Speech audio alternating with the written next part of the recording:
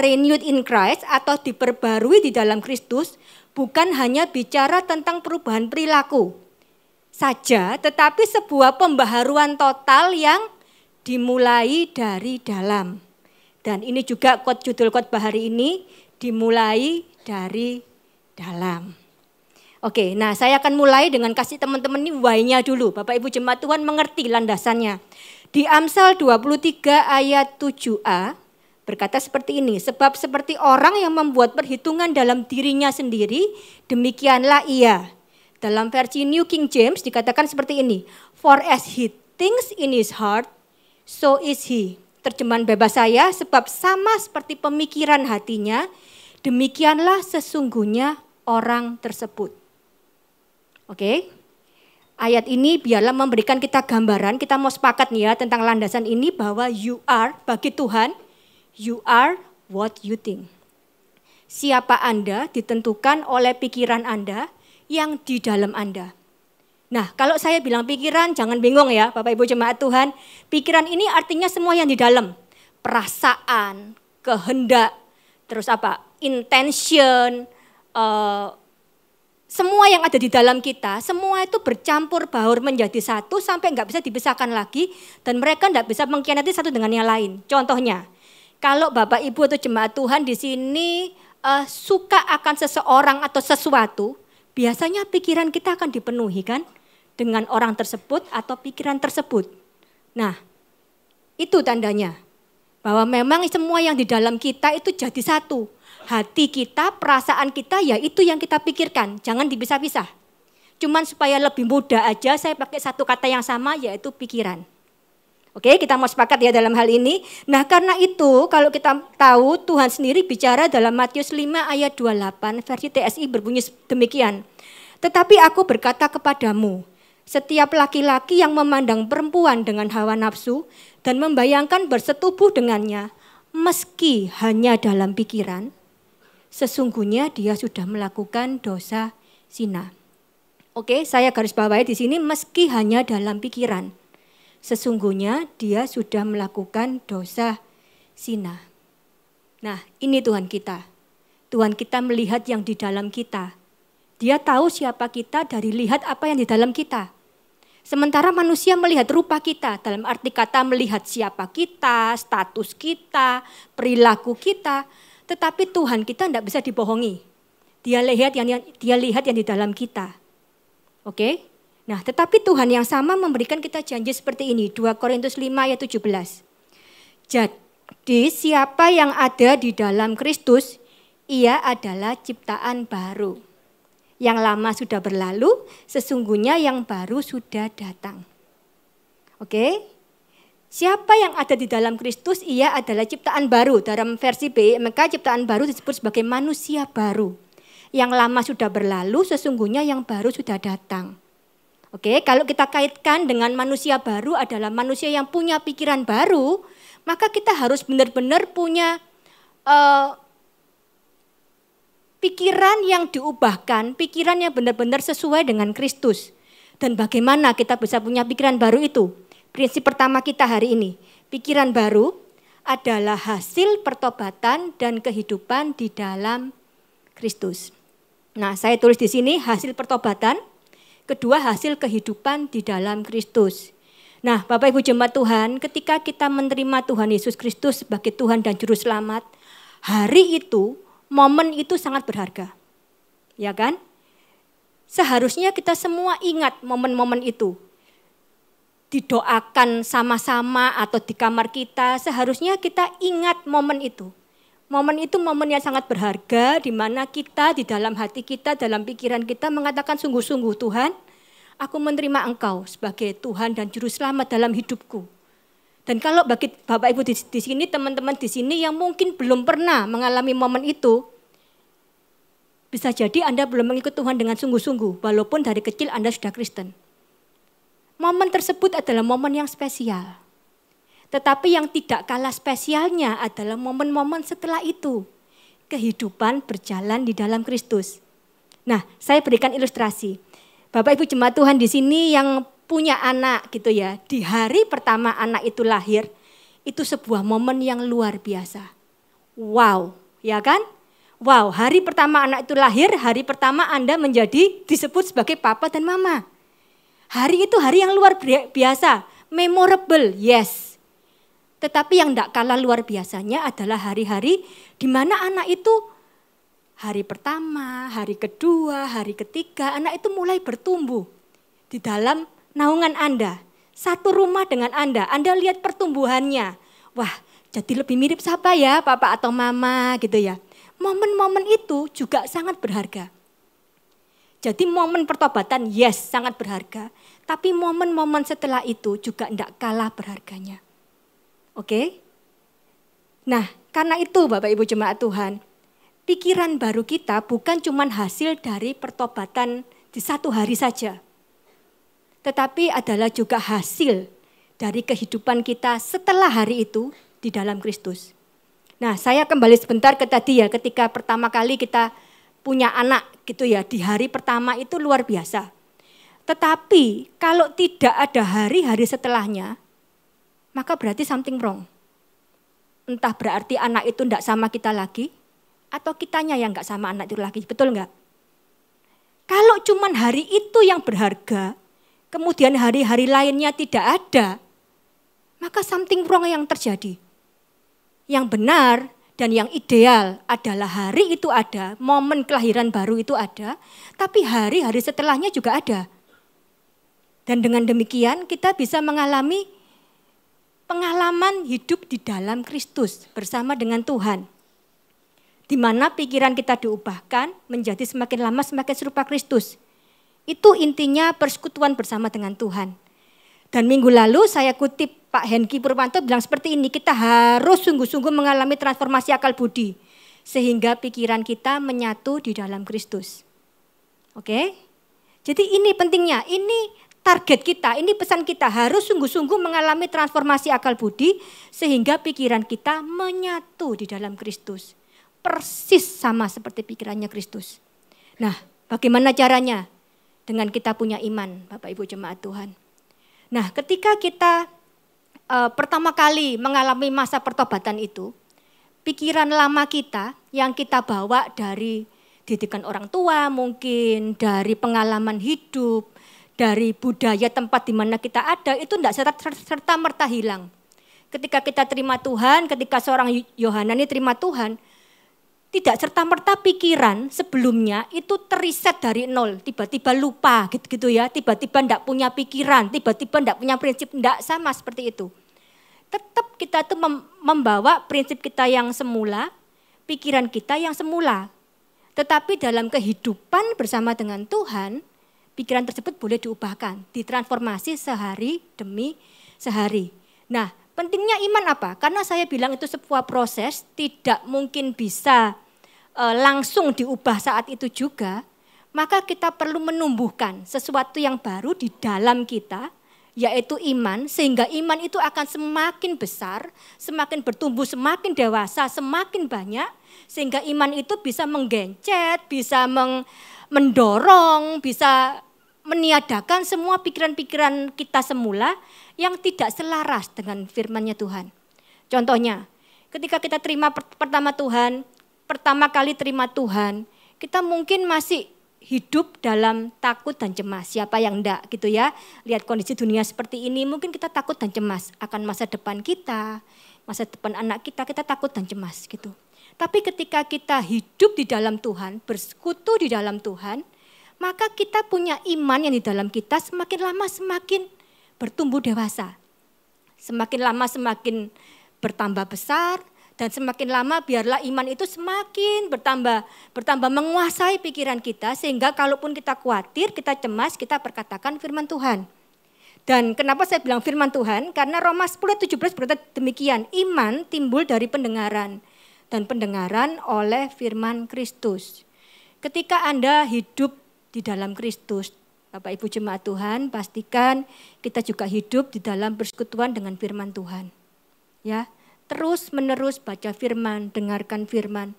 Dan bukan cuma baca dan dengar, tapi punyalah sikap hati yang mau ditransformasi oleh firman itu.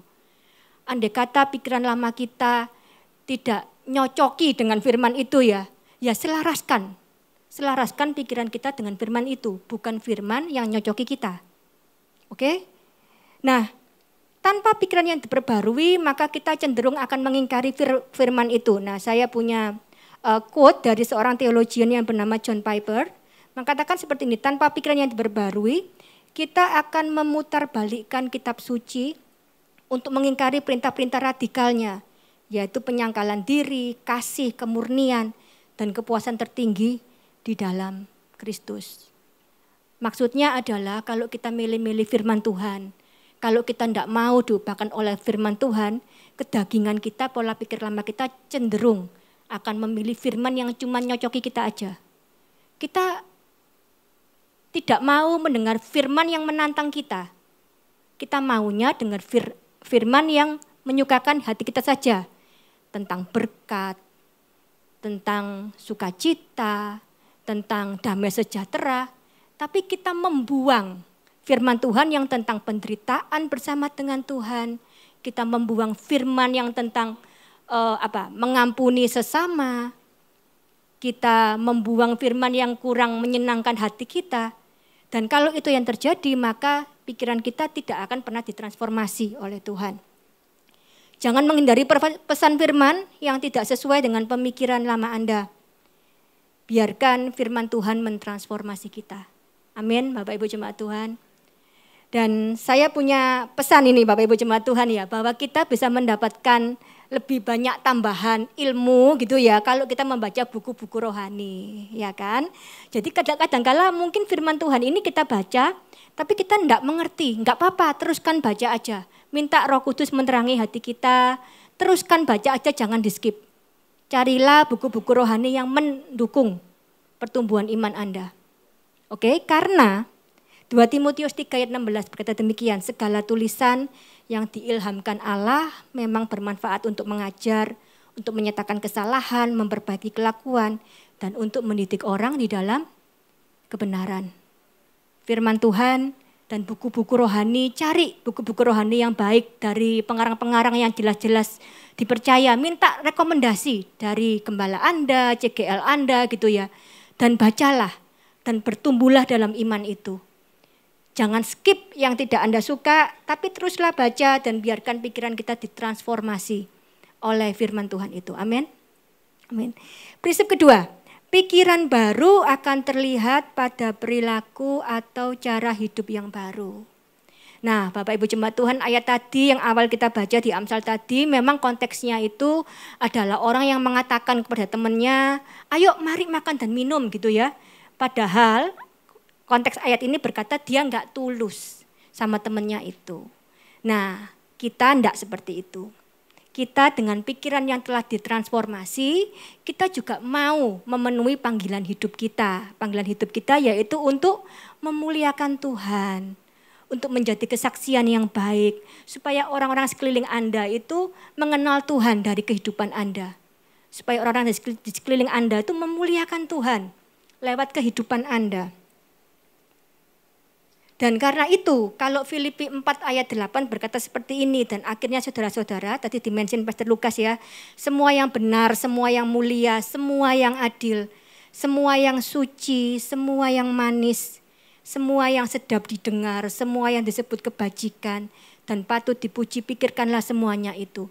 Nah, kalau Alkitab itu sudah memberikan kita guideline jelas seperti ini untuk dipikirkan, maka tentu saja kalau kita pikirkan ini, kita renungkan ini, maka cara hidup yang keluar, perilaku yang keluar itu haruslah yang benar, yang mulia, yang adil. Cara hidup yang suci, cara hidup yang manis, cara hidup yang sedap didengar, cara hidup yang orang lain bisa menyebutnya sebagai kebajikan, dan cara hidup yang patut dipuji. Apakah hidup saya dan Anda mencerminkan cara hidup yang seperti ini? Atau mundur lagi, apakah pikiran kita sudah diisi oleh pikiran-pikiran ini? Karena tidak mungkin kita melakukan hal yang seperti ini kalau pikiran kita enggak dipenuhi dulu dengan semua yang benar, semua yang mulia, semua yang adil, semua yang suci, semua yang manis, semua yang sedap didengar, semua yang disebut kebajikan dan patut dipuji. dalam setiap aktivitas kita, dalam setiap perilaku kita, ketika kita merenungkan firman Tuhan, pastikan kita mau terus ditransformasi, Bapak Ibu jemaat Tuhan. Pikirkan hal-hal ini dan pakailah cara hidup yang seperti ini. Sesuaikan pikiranmu, cara hidupmu dengan cara hidup dan pikirannya Kristus. Mau Bapak Ibu jemaat Tuhan? Nah, ini PR buat kita semua. Nanti pulang dipikirin gitu ya. Apakah hati nurani saya tidak menuduh saya untuk hal-hal ini? Nah, kalau jawabannya tidak, saya sudah baik. Hati nurani saya tidak pernah menuduh saya dalam hal ini. Tanyakan kepada orang terdekat Anda. Apakah cara hidup saya sudah seperti ini? Apakah cara hidup saya sudah benar, sudah mulia, sudah adil, sudah suci, sudah manis enggak menurut kamu? Gitu ya. Sudah sedap didengar enggak? Sudah baik enggak? Patut dipuji enggak? Tanyakan pada orang-orang terdekat Anda, tanyakan pada pasangan, tanyakan pada anak, tanyakan pada rekan yang paling dekat dengan Anda di kantor mungkin. Karena dalam segala situasi dimanapun Anda dipanggil untuk menjadi kesaksian yang baik. Nah, kalau jawabannya mungkin belum, enggak sinkron ya misalnya ya Bapak Ibu jemaat Tuhan, mari kita ditransformasi sekali lagi gitu ya. Buka hati sungguh-sungguh untuk pekerjaan Roh Kudus, mulai ditransformasi. Untuk memikirkan semua ini dan melakukan semua ini. Nah, di beberapa menit terakhir ini, di 10 menit terakhir ini saya mau sharing gitu ya. Ada satu ayat yang saya juga mendapatkan POV yang baru gitu, mendapatkan mindset yang baru hari-hari ini. Ayatnya ada di Yohanes 14 ayat 23, berkata seperti ini. Jika seorang mengasihi aku ini Tuhan ya maksudnya, ia akan menuruti perintahku. Oke, ini ayatnya, jika seorang mengasihi aku, ia akan menuruti perintahku. Nah, Yohana yang dulu gitu ya, saya pernah mikir bahwa fokus dari firman ini adalah menuruti perintah Tuhan. Ketaatan, pokoknya perintah Tuhan tuh harus tak lakukan gitu ya. Pokoknya kalau sudah dilakukan ya sudah, cukup gitu ya. Pokoknya itu adalah bukti bahwa Yohana ini mengasihi Tuhan dengan menuruti perintah Tuhan. Jadi sewaktu itu ketaatan bagi saya adalah sebuah pembuktian. Bahwa kalau Yohana mau kedapatan mencintai Tuhan, ya harus menuruti perintah Tuhan. Saya lupa esensi pentingnya dari ayat ini, Bapak Ibu sekalian. Dan saya baru mengerti, dapat pencerahan begitu ya, setelah saya punya anak gitu ya. Setelah saya punya anak, saya jadi sering nyuruh-nyuruh anak saya. Jangan main di sana, jangan lompat-lompat, jangan jangan malas belajar, jangan tidur malam-malam gitu ya. Dan ketika anak saya mengikuti saya sadar itu tidak akan menambah cinta saya sama anak saya. Ya kan? Ketika saya memberi nasihat kepada seorang anak, maka fokusnya bukan kepada perintahnya itu, tetapi kepada kasih yang saya punya untuk anak saya itu. Bapak Ibu jemaat Tuhan, please relate dengan saya bahwa ayat ini, jika seorang mengasihi aku, ia akan menuruti perintahku. Fokusnya bukan di menuruti perintah, tetapi fokusnya adalah mengasihi Tuhan, hubungan antara kita dengan Tuhan. Kalau anak saya menuruti perintah saya senang bukan karena ia menuruti perintahnya, tapi saya senang karena itu akan menjauhkan anak itu dari bahaya. Saya senang karena dengan menuruti perintah saya, anak ini akan sehat, terpelihara, tidak nyungsep misalnya ya, karena saya kepingin dia jangan keluar kalau hujan-hujan, jangan lompat-lompat kalau hujan-hujan gitu. Saya yakin bahwa kalau dia mengikuti perintah saya, dia akan terpelihara dengan baik, dengan sehat. Perintah jangan makan permen dan dia tidak lakukan, itu bukan soal makan gulanya, makan permennya gitu ya. Tapi karena saya tahu kalau dia tidak makan gula, dia tubuhnya akan jadi lebih sehat. Dia akan terpelihara dengan sempurna, dia nggak perlu batuk, karena mungkin permen itu mengandung ingredient yang nggak cocok sama dia. Dia nggak perlu panas dalam, dia nggak perlu keselak misalnya, dia tidak perlu mengalami hal-hal yang tidak perlu dia alami. Fokusnya Bapak Ibu jemaat Tuhan bukan kepada menuruti perintahnya. Tapi fokusnya anak itu tahu, saya mengatakan itu, saya memberikan arahan. Karena saya mengasihi dia dan saya ingin menghindarkan dia dari semua perkara yang dia tidak perlu. Nah, kalau itu terjadi, maka ketaatan bukanlah sebuah pembuktian bagi anak ini. Tapi ketaatan adalah sebuah privilege, hak istimewa. Karena dia tahu orang tuanya peduli sama dia, orang tuanya mengasihinya, orang tuanya menjaganya sedemikian rupa. Sehingga dia tidak akan terluka, dia tidak akan mengalami hal-hal yang tidak harus dia alami. Karena orang tuanya menjaganya sedemikian rupa. Jadi Bapak Ibu jemaat Tuhan, kalau Anda mendengar ayat ini, melihat, membaca ayat ini, jangan cuma berpikir tentang menuruti perintah Tuhan yang paling penting. Tapi pikirkanlah bahwa Tuhan mengasihimu sedemikian rupa. Dan karena engkau mau hidup dalam kasih dan proteksi Tuhan itu, engkau tak akan melenceng dari perintah Tuhan. Mau lakukan itu Bapak Ibu jemaat Tuhan? Pesan hari ini sederhana Bapak Ibu jemaat Tuhan. Pesannya adalah bahwa kita harus mau ditransformasi di dalam Tuhan. Pikiran kita, kehendak kita, hati kita, keinginan kita, bahkan trauma kita, kekecemasan kita, kekhawatiran kita, semua harus diserahkan kepada Tuhan. Pagi ini, kalau Bapak Ibu jemaat Tuhan mungkin punya pikiran-pikiran semacam itu di dalam diri saudara, mari kita datang kepada Tuhan. Kita sungguh-sungguh menyerahkan seluruh diri kita kepada Tuhan untuk ditransformasi lewat firman Tuhan, lewat kehidupan di dalam Tuhan, lewat persekutuan dengan Tuhan. Dan biarkanlah transformasi pikiran itu mengalir keluar, termanifestasi keluar. Sehingga orang sekeliling pun bisa diberkati melihat kita.